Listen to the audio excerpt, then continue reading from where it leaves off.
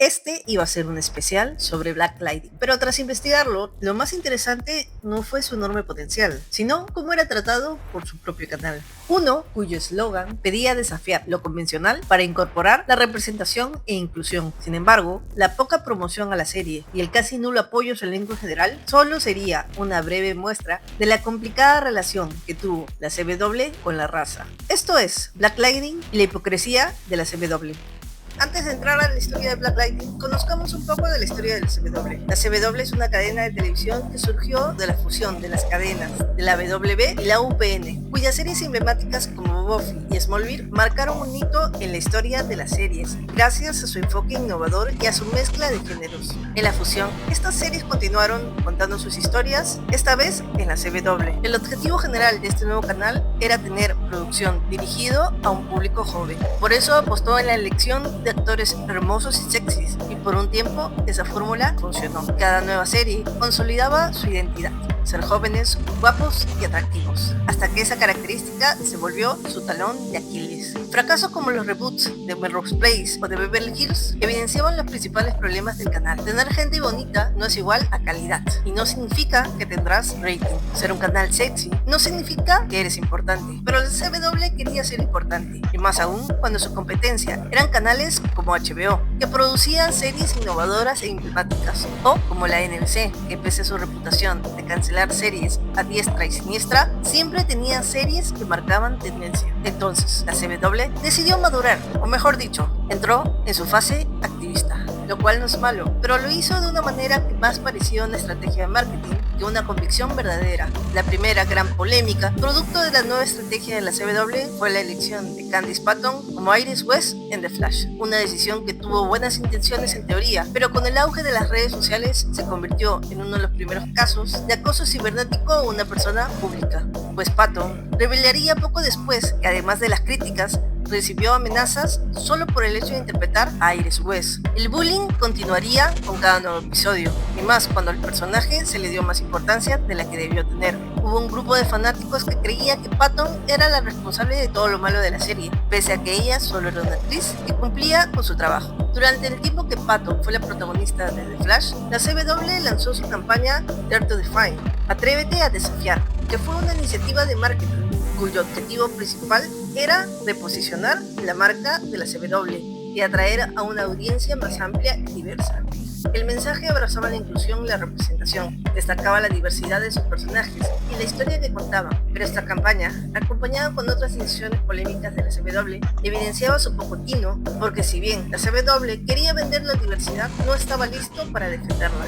Patton sufrió ataques racistas durante años, y el canal que la puso en ese lugar no movió ni un solo dedo para protegerla. La actriz alzó su voz de protesta en varias oportunidades, y la CW nunca se pronunció. Ellos seguían concentrados en contar sus historias diversas e inclusivas, o al menos eso decía. La única que decidió hacer algo contra esos ataques fue la propia Patton, que creó un grupo de apoyo con otras actrices que también eran criticadas por sus roles en el Arrowverso. Pero ¿qué exactamente quería la CW cuando decía abrazar la diversidad y la inclusión? En teoría lo que quería era representar a comunidades minoritarias a través de personajes afroamericanos, latinos o de la comunidad LGBTQ. En la práctica, la CW tenía muy pocas series con protagonistas que representaban a estas comunidades minoritarias, y muchas series con gente blanca pero con personajes de apoyo, es decir, personajes utilizados para cumplir la cuota de diversidad, pero que no tenían ningún desarrollo o trama significativo. A la CW entonces se le acusó de hacer toque, que se refiere a la práctica de hacer concesiones superficiales o simbólicas a grupos minoritarios o marginados,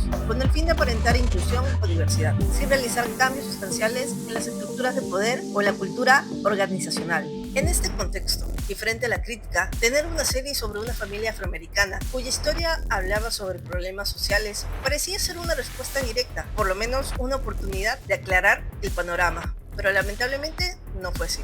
Ahora hablemos un poco de Black Lightning. Esta serie seguía la vida de Jefferson Pierce, interpretado por Cress Williams, un profesor que era visto en la comunidad como el Jesús negro, porque su mensaje como director de la secundaria le daba esperanza a los jóvenes, pero su alter ego, Black Lightning, era visto como el salvador de la comunidad en general. No había un conflicto interno por la doble vida del héroe, sino un conflicto emocional y hasta ideológico respecto a cuándo utilizar la diplomacia y cuándo entrar a la acción. En los primeros capítulos, Jefferson prefiere limitarse a solucionar los problemas con las palabras, pero cuando secuestran a sus hijas, entonces se pone el traje. Black Lightning se estrenó el 16 de enero del 2018. No se trataría de la primera serie de un héroe afroamericano, ya que Luke Cage tiene ese mérito con su estreno en el 2016, un mes después del estreno de Black Lightning. La primera película de Black Panther llegó a los cines.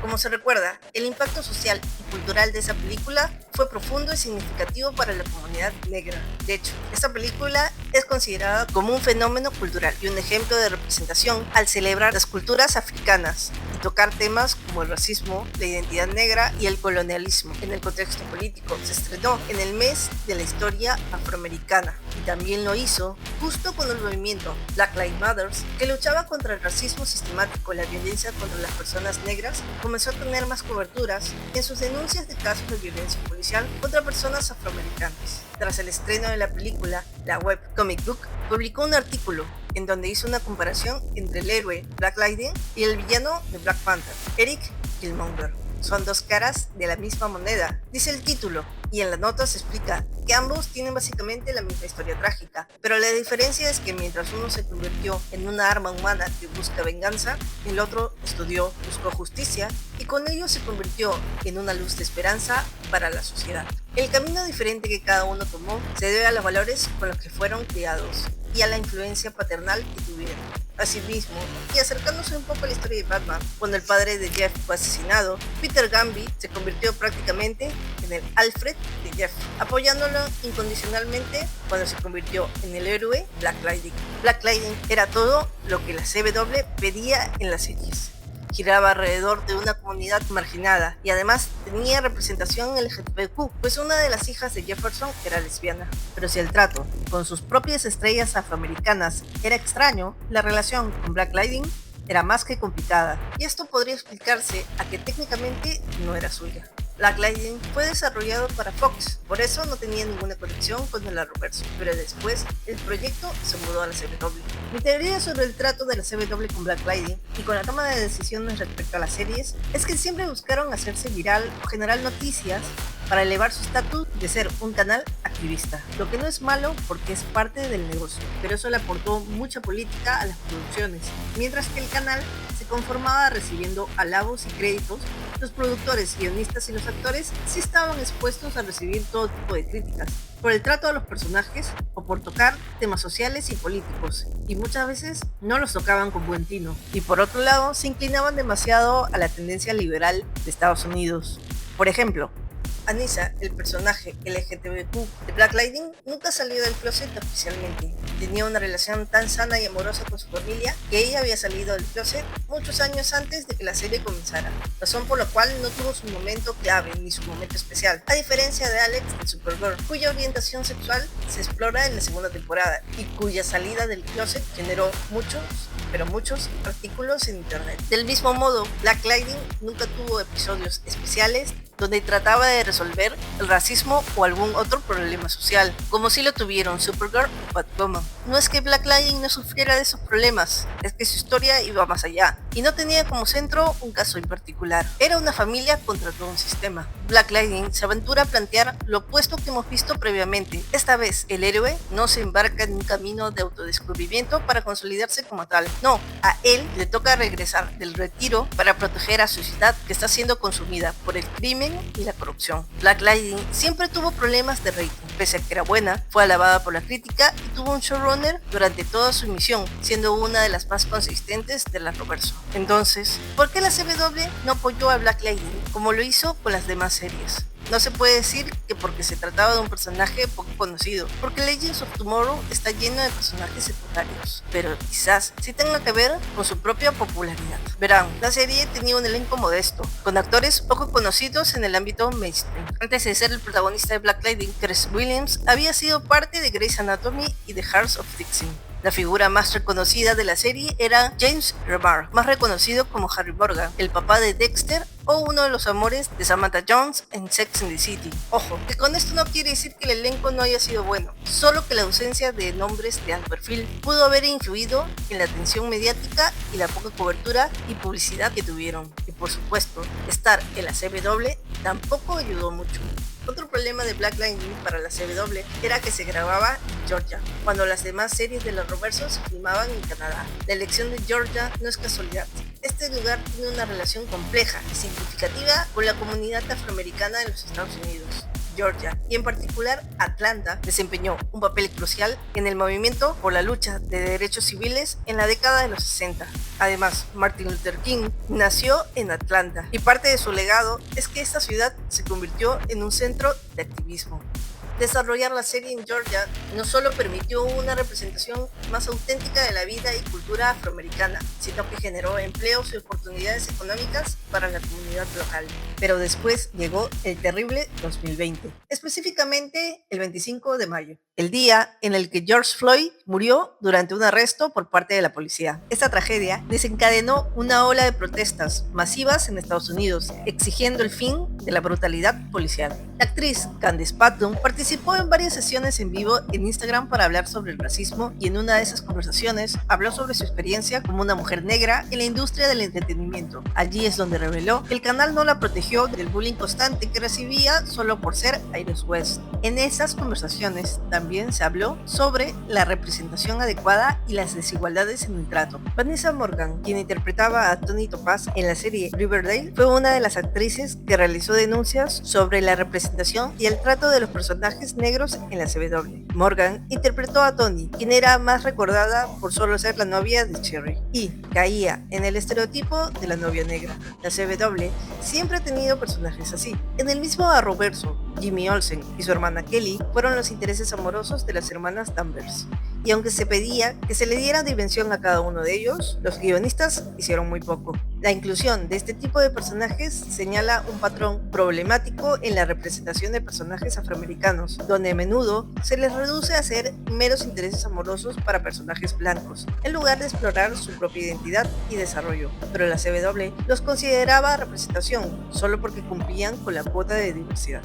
En este contexto, uno cargado de discusiones sobre el racismo y la representación, se dio el despido de Harley Sawyer de The Flash, luego que salieran a la luz tweets antiguos que tenían un tono racista, misógino y homofóbico. Sin embargo, en cualquier otro momento, el actor solo hubiera necesitado una simple disculpa bien redactada para dejar todo este tema en el olvido. Pero en ese instante, su despido vino acompañado de un comunicado donde condenaban estos comentarios. Lo cierto es que, si bien los tweets de Sawyer son inaceptables, la reacción fue exagerada y su caso fue puesto como un ejemplo de la firmeza del canal, pero solo fue una puesta en escena, pues nunca se realizaron cambios reales, pese a sus promesas. Pero volvamos a Black Lightning. Con cada nueva temporada, Black Lightning quizás decaía un poco en sus historias, pero jamás perdió su identidad.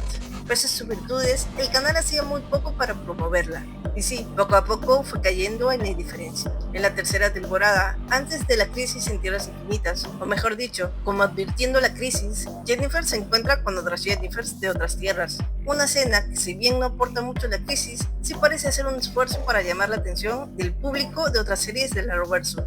Esto sucede antes del crossover y de la unión oficial de los mundos en Tierra Prime. Como dato curioso, se dice que la participación de Chris Williams en el crossover se informó con un año de anticipación para no interrumpir las grabaciones de Black Lightning.